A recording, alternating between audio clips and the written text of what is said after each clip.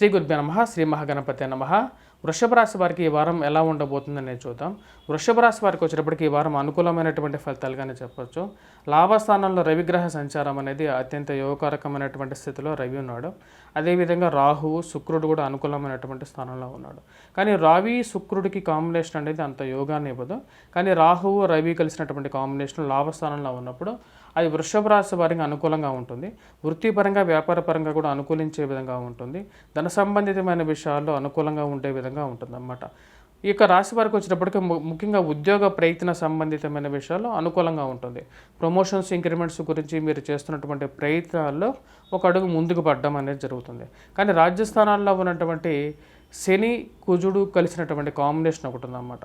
ఆ శని కలిసి కుజుడు కలిసినటువంటి కాంబినేషన్ అనేది ఉద్యోగంలో మీరు చేస్తున్నటువంటి కృషి ఏదైతే ఉందో దానిలో మళ్ళీ ఎక్కడో ఒక నైరాశ్యత అనేది వెంటాడుతూ ఉంటుంది. అంటే ఏదో ఇష్టం లేనటువంటి ఒక ప్రభావం అనేది కూడా వెంటాడుతూ ఉంటుంది.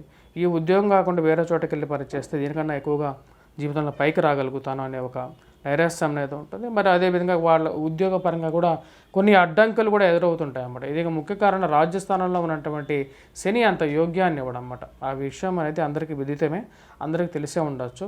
ఎందుకంటే కొంచెం జాతక జ్యోతిష్య రీత్యా తెలిసిన వారికైనా సరే రాజ్యస్థానంలో ఉన్నటువంటి శని రీత్యానే వృషభ రాశి వారు ప్రతికూలమైనటువంటి ఫలితాలు ఎక్కువగా కనపడుతూ ఉన్నాయన్నమాట. అదేవిధంగా డబ్బు ఖర్చు అనేది కొద్దిగా ఎక్కువగా ఉంటుంది. దీనికి కారణం వచ్చేటప్పటికి గురువు కూడా ఈ రాశి వారికి వ్యయ స్థానంలో ఉన్నందువల్ల ఖర్చు అనేది కొద్దిగా భరించలేనటువంటి ఖర్చుగా ఉంటుంది. కానీ సద్వయంగానే ఉంటుంది అన్నమాట. మీ అవసరాల కోసం మీరు పెట్టే ఖర్చుకి దుర్వ్యయం అని చెప్పడం కూడా అది కరెక్ట్గా కాదు. కాబట్టి ఆ విధంగా చూసుకున్నట్లయితే ఇది దుర్వ్యయంగా కాకుండా సద్వ్యయమే, కాకపోతే ఖర్చు అనేది కొంచెం ఎక్కువగా ఉంటుంది. అదేవిధంగా ఈ రాశి వారికి వచ్చేటప్పటికి పంచమంలో కేతువు, పిల్లల గురించి ఎక్కువగా ఆలోచన అనేది ఎక్కువగా ఉంటుంది. పిల్లల గురించి ప్రయత్నాలు చేసేటువంటి వారికి కూడా కేతువు పూర్తి యోగ్యాన్ని ఎక్కువగా ఇవ్వడం అన్నమాట. అదేవిధంగా పిల్లల సెటిల్మెంట్ గురించి కూడా కొన్నిసారి ఆలోచన అనేది ఎక్కువగా మదిని తొలిచేస్తూ ఉంటుంది. వారు ఎలా సెటిల్ అవుతారో వారికి వివాహం గురించి కానీ ఏదో విధంగా మనసులో వారి గురించి ఆలోచన అనేది ఎక్కువగా ఉంటుంది వృషభ రాశి వారికి. ఈ రాశి వారికి వచ్చేటప్పటికి మనం చూసినట్లయితే రాజస్థానంలో ఉన్నటువంటి కుజుడు శని కాంబినేషన్ అనేది యోగాన్ని ఇవ్వట్లేదు. ఇది ఉద్యోగపరంగా కొన్ని ప్రతిబంధకాలు ఇచ్చినప్పటికీ రాజ్యస్థానంలో ఉన్నటువంటి రవి పూర్తి యోగకారకుడు. ఇది ఉద్యోగపరంగా వ్యాపారపరంగా కూడా అనుకూలమైనటువంటి ఫలితాలు ఎక్కువగా ఇస్తుంటుంది అన్నమాట.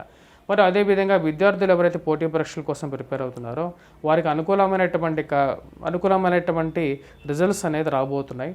అది యోగాన్ని ఇచ్చేటువంటి ఒక మంచి స్థానాల్లో ఉన్నటువంటి రవి యొక్క స్థితిఫలం అన్నమాట. వీటి వల్ల రవి లాభస్థానాల్లో సంచారం చేస్తున్నప్పుడు వృషభ రాశి వారికి అత్యంత అనుకూలం అన్నమాట.